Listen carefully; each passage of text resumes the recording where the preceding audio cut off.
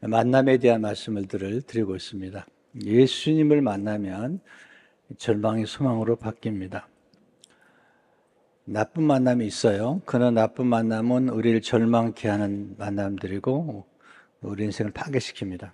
반면에 좋은 만남은 우리 인생을 역전시키고 풍성하게 합니다.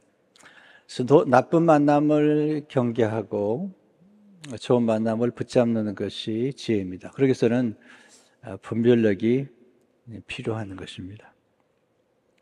예수님과의 만남은 최고 좋은 만남입니다. 왜냐하면 예수님은 우리 인생의 나쁜 만남까지도 치료할 수가 있고 또 심지어 나쁜 만남에 받은 상처까지도 오히려 우리를 축복되게 만들 수 있는 분이기 때문입니다. 오늘 예수님께서 38년 된 병자를 만나시죠. 요한 5장 5절에 보면 거기 38회 된 병자가 있더라. 38년 된 병자. 예수님이 6절에 보시면 누운 것을 보시고 병이 벌써 오래된 줄을 아시고, 한 해 뒤에 아픈 게 아니에요. 38년 동안 아픈 겁니다. 이 정도 되면 절망할 수밖에 없죠. 그런데 신비롭게도 이런 순간에 예수님이 찾아오십니다. 이게 인생의 역설인데요. 인간의 절망의 끝자락에서 하나님의 소망이 시작됩니다. 하나님 찾아오시면 절망이 소망으로 바뀌고 위기가 기회로 바뀝니다. 예수님이 찾아오시면 오랜 기다림이 풍성한 열매를 맺게 됩니다. 38년 동안 기다렸던 이 병자가 예수님 때문에 풍성한 열매를 경험하게 됩니다. 예수님의 만남은 어떤 만남일까요? 첫째, 예수님은 한 사람과의 만남을 소중히 여기십니다. 만민을 구원하러 오셨지만 예수님은 한 사람 한 사람을 소중히 여기고 만나시죠. 사마리아 여인 한 사람을 만나셨어요. 그리고 그 여인을 구원하십니다. 근데 놀라운 역사가 나타납니다. 한 사람 뒤에는 한 마을이 연결되어 있습니다. 보통 우리가 사람들을 만날 때 어떤 사람들을 만날 때마다 그 사람 뒤에 얼마나 많은 사람이 있는지를 잘 모르는 것 같아요. 정말 지혜로운 사람들은 한 사람을 만날 때 그 사람 배후에 얼마나 많은 사람이 있다는 것을 알고 아주 만날 때마다 사람들을 존중하고 존귀 여기는 것을 보게 됩니다.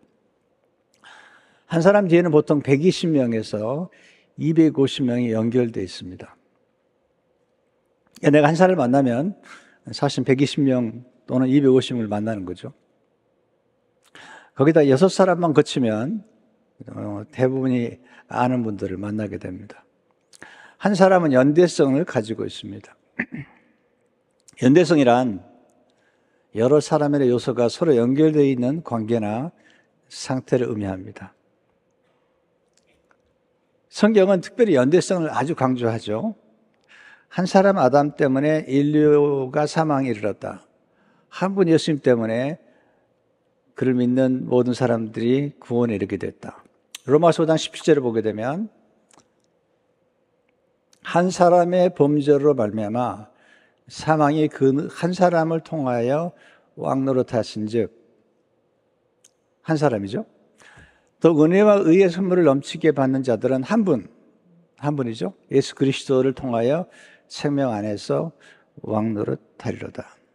19절에 보면 한 사람이 순종하지 아니함으로 많은 사람이 죄 있는 것 같이 한 사람이 순종하심으로 많은 사람이 의인이 되리라.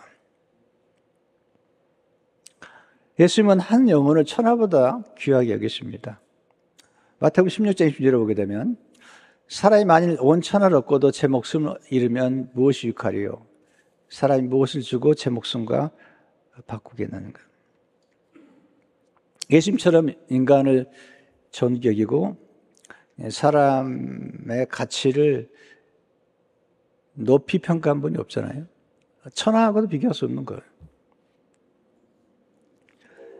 예수님께서 한 마리 양, 99마리 양을 우리에 넣고 한 마리 양을 찾아가신 걸 보게 되죠. 한 사람 속에는 무한한 잠재력이 있습니다. 우리 자녀들에게는, 우리 손주들에게는 무한한 잠재력이 있습니다. 헬렌 켈러는 한 사람이 가진 능력은 무한하며 그 가치는 헤아릴 수 없다. 다른 분이 얘기했다면 이해가 되겠지만 헬렌 켈러는 말할 수 없었고 들을 수 없었고 보지 못했던 사람인데 설릴반이라고 하는 스승을 만나서 무한한 잠재력을 펼친 그런 분이죠. 우리가 한 사람이 가진 무한한 가능성을 알 때 한 사람을 존귀 여기고 한 사람에게 무한한 투자를 할 수가 있습니다. 두 번째, 예수를 만나면 풍성한 은혜를 받게 됩니다. 예수님 안에는 은혜가 충만하셨고요. 은혜란 받을 자격이 없는 사람에게 거두신 하나님 호의죠. 근데 세상은 은혜가 많지 않아요. 약육강식이라고 그러잖아요. 약한 자가 강한 자를 먹는 것입니다. 먹히는 것이죠. 또 강한 자가 약한 자를 희생시켜서 번영하는 것을 의미합니다. 가끔 동물들의 다큐멘터리를 보면 정글의 세계가 얼마나 무서운지. 근데 그건 정글의 세계는 단순하게 동물들의 세계만이 아니죠. 우리가 살고 있는 세상도 얼마나 경쟁이 심한지 자비가 없어요. 사실 예수님이 찾아가신 것은 베데스다 연못인데 이 베데스다 연못이라는 이름, 베데스다라는 이름의 뜻은 자비의 집이에요. 은혜의 집인데 자비가 없어요. 1절 2절을 보게 되면 그 후에 유대인의 명절이 되어 예수께서 예루살렘에 올라가시니라. 예루살렘에 있는 양문 곁에 히브리 말로 베데스다라 하는 못이 있는데 거기 행각 5이 있고 잘 보시면 여기 양문이 나오죠. 양문. 이 양문은 The Sheep Gate예요. 양의 문인데 이 양문에는 예루살렘에서 제물을 드릴 때 제물을 잡을 양을 키우는 곳이에요. 예수님이 어린 양으로 오셨잖아요. 예수님이 양문을 찾아가신 거죠. 근데 베데스다란 이름의 뜻이 뭐냐면 두 단어로 되어 있어요. 베이트는 집이고요. 헤세다는 자비, 은혜의 친절인데 베데스다란 이름은 자비의 집, 은혜의 집입니다. 그래서 사람들이 자비를 받으려고 여기 모여오는데 행각 5이라고 그러면 위에가 지붕이 있고 아래가 이제 기둥이 있는데 거기에 많은 병자들이 5 행각에 모여 사는 겁니다.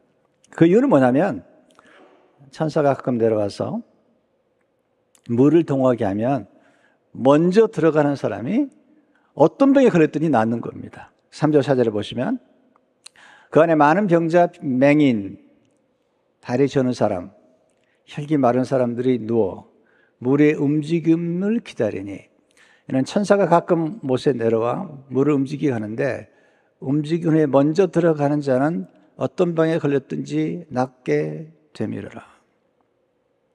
한 사람만 남아요?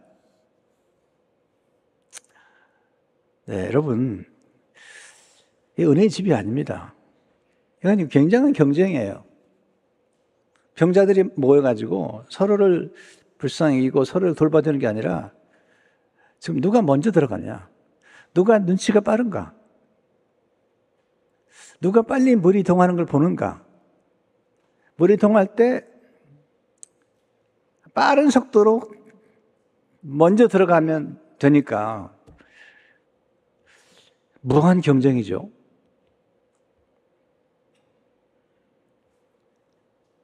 7절에 보시면 병자가 대답하되 주여 물이 움직일 때 나를 못에 넣어주는 사람이 없어 내가 가는 동안에 다른 사람이 먼저 내려가나이다. 먼저 간 사람이 이기는 거죠. 친구에게 먼저 가라고. 서로 그렇지 않아요. 나만 살아야 되는 거예요. 양복 없고요. 경쟁만 있는 거죠. 1등 해야 돼요. 올림픽이에요. 네, 1등만 금메달 타는 거예요. 그 다음에 은메달, 동메달. 4등은 기억도 잘 안 되죠. 무서운 거예요. 무서운 세계예요. 올림픽도 무서운 세계입니다.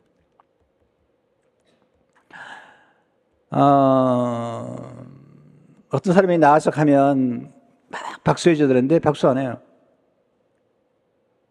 나쁜 놈. 네.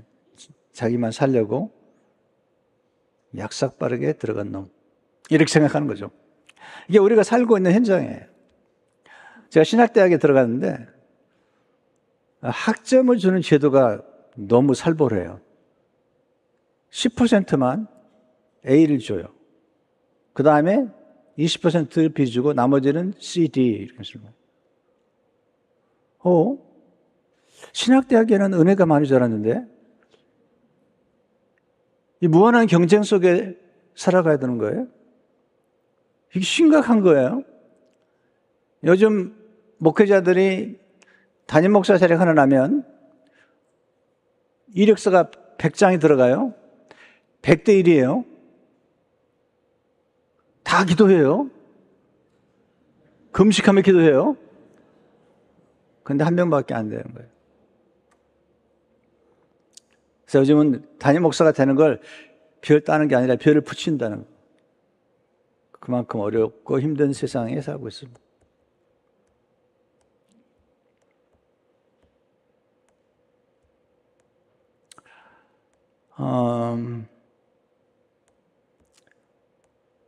그런데 예수님이 주신 은혜는 달라요. 풍성한 은혜를 주시고 오늘 보면 그 중에서도 38년 된 병자를 만나서 자비를 베푸시고 또 다음 주에는 간음 현장에서 붙잡힌 여인을 돌보아 주시는 걸 보게 되죠. 세 번째, 좋은 만남은 질문을 통해 놀라운 전환점을 맞이하게 됩니다. 이 말씀이 정말 충격적이에요. 6절에 보시면 예수께서 그 누운 것을 보시고 병이 벌써 오래된 것을 아시고 이르시되 내가 낫고자 하느냐? 아픈 사람에게 내가 낫고자 하느냐? 라는 이 질문이 좀 이상하게 들리잖아요. 그런데 살아보니까 이상하지 않아요. 어떤 사람은 낫고 싶지 않아요. 여러분, 의사 선생님이 제일 힘든 사람이 누구냐면 찾아러 왔는데 병 나으려고 안 하는 거예요. 왜? 병이 걸리면 누가 건드리지 않아요. 책임지지 않아도 돼요. 다 도움만 받으면 살면 돼요.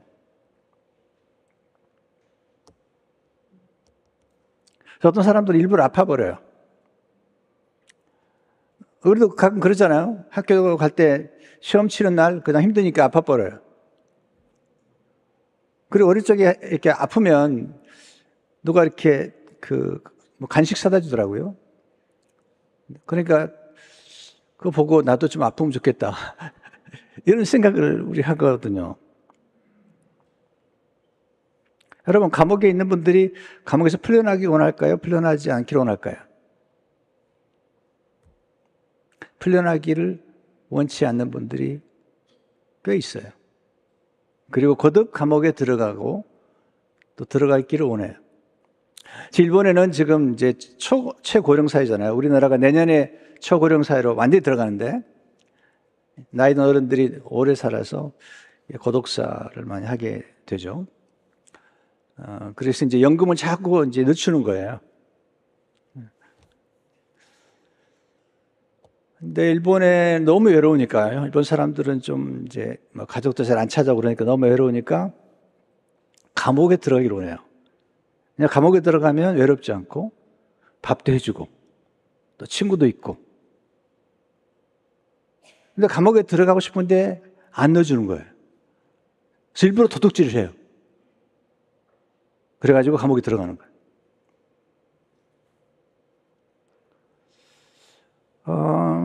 당신이 나고 싶습니까? 또는 가끔 그런 생각 질문해 보잖아요. 당신 잘 되고 싶습니까? 어떤 분은 그걸 잘 되고 싶지 않대요. 왜냐하면 잘 되면 12절을 너무 많이 내기 때문에 잘 되고 싶지 않대요.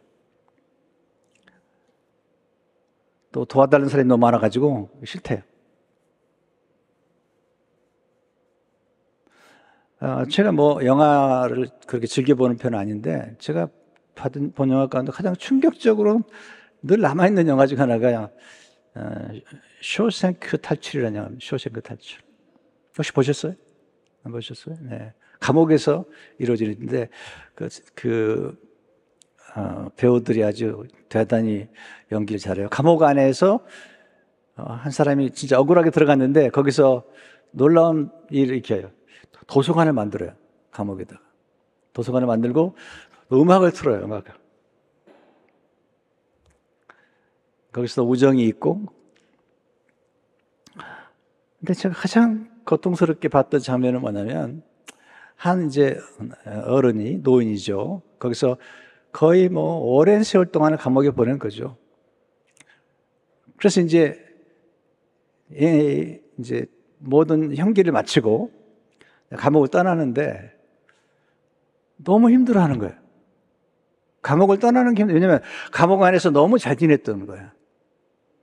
친구도 있고 밥도 다 해주고 그런 데서 나가면 아무도 없는 거예요.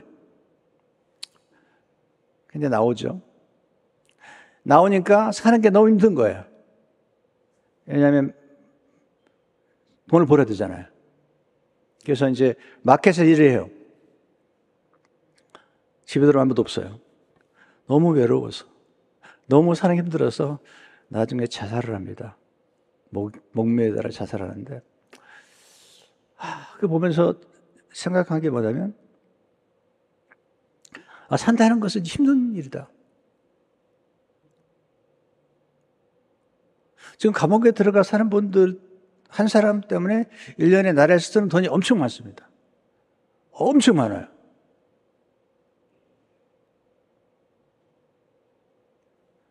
그렇다고 들어가려고 하지 마세요. 좋은 얘기를 하는 게 아닙니다. 제가 드리고 싶은 말씀만 하면 어떤 사람들은 낳고 싶지 않고 어떤 사람들은 뭐 그냥 자포자기하며 살아가는 것입니다. 전 그런 생각을, 이번 팬데믹 지나고 살아가면서 살아있다는 것은 위대한 것이다. 그래서 이런 생각을 많이 해요. 또 살아낸다는 것은 정말 위대한 것이다. 나이가 들어서 몸에 병이 생기고 힘든데도 살아낸다는 것은 위대한 것이다. 이런 생각을 많이 하게 되죠. 예수님께서 38년 된 병자에게 물어보시는 거죠. 내가 정말로 낫기를 원하느냐.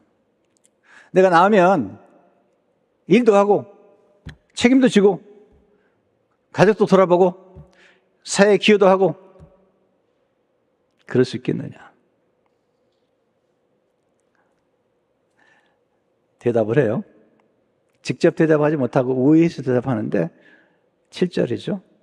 병자가 대답하되 주여 물이 움직일 때 나를 못에 넣어주는 사람이 없어 내가 가는 동안에 다른 사람이 먼저 내려가나이다. 네, 저 낫고 싶은데 지금 38년 동안 물이 동하면 저는 항상 내가 들어가려고 들어가는데 다른 사람이 먼저 내려갔습니다. 세 번역에 보면 주님, 물이 움직일 때 나를 들어서 못에다가 넣어둔 사람이 없습니다. 내가 가는 동안에 남들이 나보다 먼저 못에 들어갑니다. 전 이 대답 속에 이 환자의 낫고자 하는 갈망이 있다는 거예요. 내가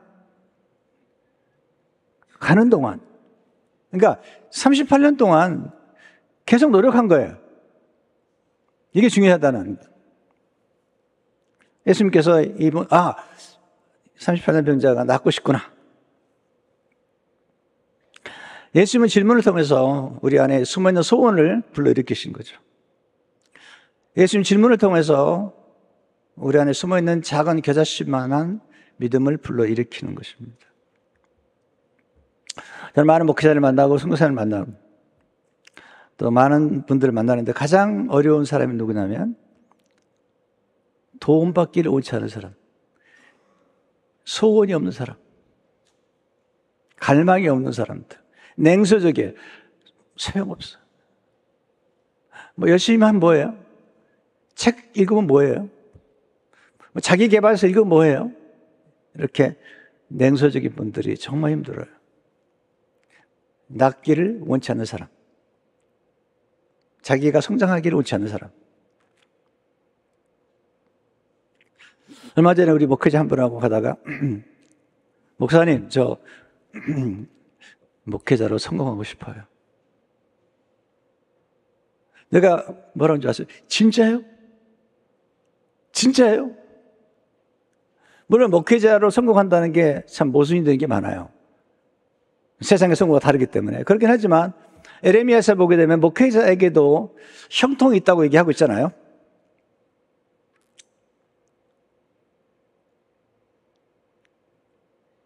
너무나 기분이 좋은 거예요. 정말이에요, 목사님? 내가 도와드릴게요.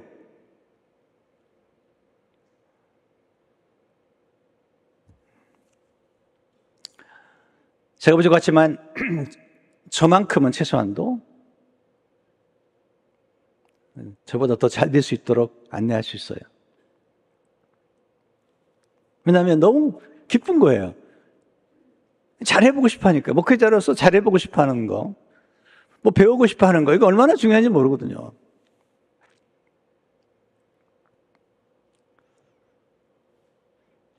여러분, 소경이면서 맹인이면서 그 거지였던 바디메오가 예수님을 만나서 나를 불쌍히 여겨달라고, 나를 불쌍히 여기소서.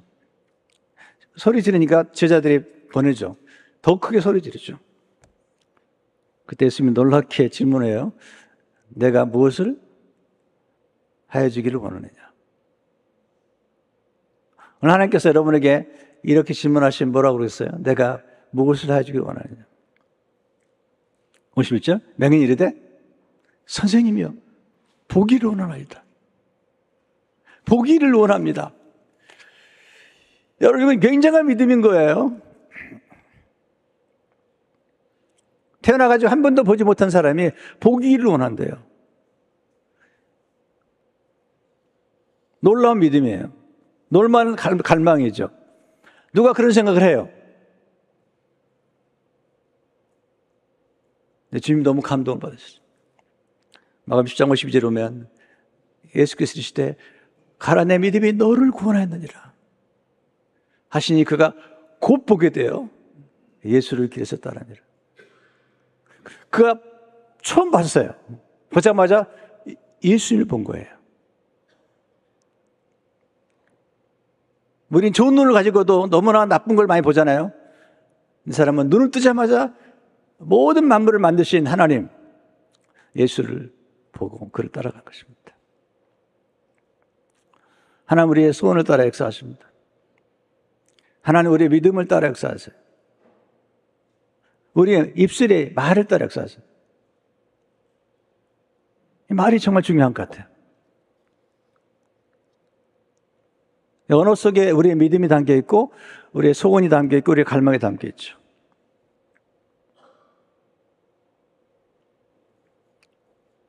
여러분, 아프다고 몸이 약하다고 하는 일을 포기해서는 안 됩니다. 얼마 전에 제자들이 풍랑을 만났을 때 노를 저었거든요. 노를 저었어요.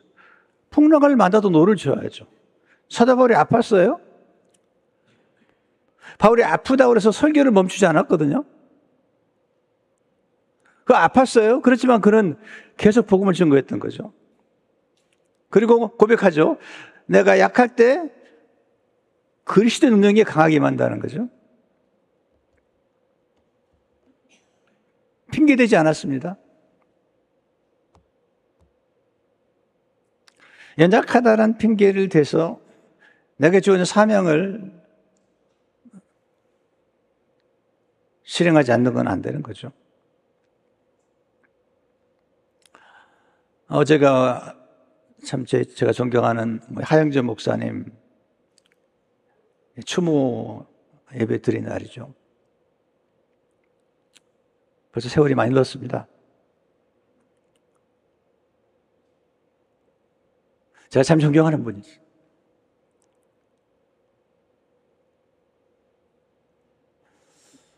이제 간암 수술하고 당뇨가 있기 때문에 간암 수술할 때 그냥 했어요. 그냥. 그 사람 잘 안 붙으니까. 얼마나 힘들어요. 사 목사님이 성령 주체 집회를 해야 되는데 설교를 못해. 저를 부르는 거예요.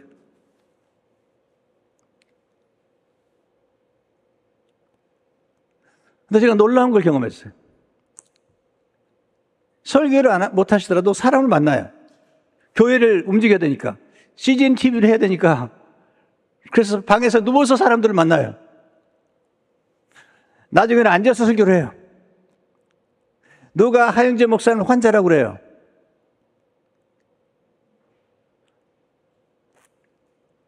책임을 떠맡기지 않았고 끝까지 사명을 감당하셨죠. 여기비엘의 말을 좋아해요. 끝나기 전까지는 끝난 게 아닙니다. 하나님 믿고 기다리는 사람에게 인생 역전의 드라마를 연출해 주시는 겁니다. 특별히 하나님은 고난을 통해서 우리에게 복을 주시는 거예요. 하나님 우리에는 소원을 두고 행하시는 거예요. 빌립보서 2장 13절을 보게 되면 너희 안에서 행하신 이는 하나님이시니 자기의 기쁘신 뜻을 위하여 너에게 소원을 두고 행하게 하시는 소원. 시편 30편 4절을 보시면 또 여호와를 기뻐하라 그가 내 마음의 소원을 내게 이루어 주시리로다. 시편 103편 5절을 보세요. 좋은 것으로 내 소원을 만족하게 하사 내 청춘을 독수리같이 새롭게 하시는도다. 소원이 중요해요. 어제도 우리 권사님 한 분이 성경을 암송하셨어요. 빌립보서 2장 전체를 암송했어요. 7학년. 네, 77학번인가 봐요. 77세. 한 분은 90세. 네. 이번 토요일 날 시편 3편 암송하는데 그 중에 한 분이 93세 된 우리 박재인 권사님 어머니가 하시겠대요.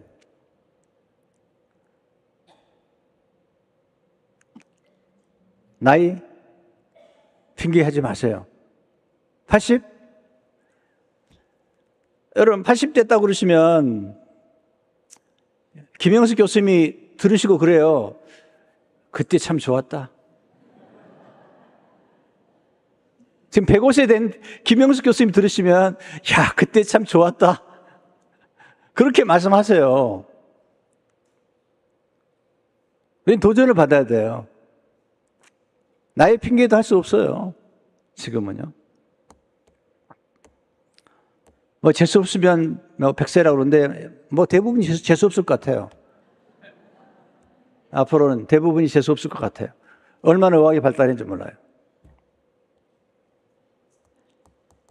우리 마음속에 소원을 갖는 게 중요하고 도전하고 갈망하고 새로운 목표를 향해서 뭔가 도전해 보는 게 얼마나 중요한지 몰라요. 예수님 말씀에 순종할 때 놀라운 복을 받게 되죠.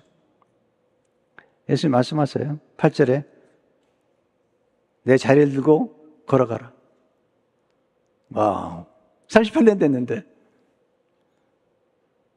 9절에 그 사람이 곧 나와서 자리를 들고 걸어가니라. 이날은 안식일이니. 이 불을 붙여주는 거예요. 불을. 여러분 설교가 필요하죠. 여러분 설교를 통해서 우리가 불을 받아야 돼요. 불을. 우리 가슴이 식어지잖아요. 가끔. 식어지는 가슴에 불이 필요해요. 저는 왜 계속 책을 보는 줄 아세요? 이 책을 보면 도전을 받아요. 가슴이 뛰어요. 지금도 꿈이 많아요. 하고 싶은 게 많아요. 살아가는 거 힘드실 거예요. 그건 아직 결론 내리지 마세요. 빅터 프랭클이 죽음의 수용소에서 수많은 사람이 자포자기 하는 거예요. 자포자기 하는. 그러니까 살아남기 위해서 그냥 얼굴에 병색이 있으면 가스병동으로 가면 죽거든요. 그래서 일부러 요리를 주워다가 면도를 하는 겁니다. 그분이 나중에 이런 얘기 했어요. 그들은 한 번 죽었지만 난 살아남기 위해서 날마다 죽어야 했다. 여러분, 저도 목회자지만 죽고 싶은 순간들이 있었습니다. 너무 힘들어서. 이게 이민생활 보통 어려운 게 아니에요. 이민 목회 진짜 어려워요. 네. 여러분 들어보시잖아요. 코끼리가 이렇게만 하는데 이렇게 하는 방법은 한 가지밖에 없대요. 귀에다 대고 너 이민 목회할래? 그러면 이렇게 한다는. 그렇게 어려운 게 이민 목회인데. 내 사명을 생각하고 집에 가면요, 그냥 여자들이만 나와요. 제 아내, 딸들, 어머니, 제 누님까지 나오면 어떨 때 6여자가 나오는데 죽을 수가 없어요. 죽을 수가 없어요. 하나님 도우심으로 여기까지 왔어요. 여러분, 기적은 계속됩니다. 쉽게 안 죽어요. 사람은 즐겨요. 가끔 어떤 분들이 저를 만나면 그래요. 아직도 살아있냐고 그래요. 아직도 살아있냐요. 늘 몸이 약하다고 그러니까. 먹는 것도 꼭 조금만 먹잖아요. 요즘 좀 많이 먹었더니요, 배가 나와가지고. 배 좀 보여드릴까? 여러분, 아직 게임은 끝나지 않았습니다. 도전을 받으셔야 돼. 38년 동안 아프지 않았다면 아직도 건강하신 겁니다. 여러분, 예수 그리스도께서 주시는 오늘의 삶의 도전, 낫고자 하느냐? 네. 이 도전을 가지고 승리하시기를 주의 이름으로 축원합니다.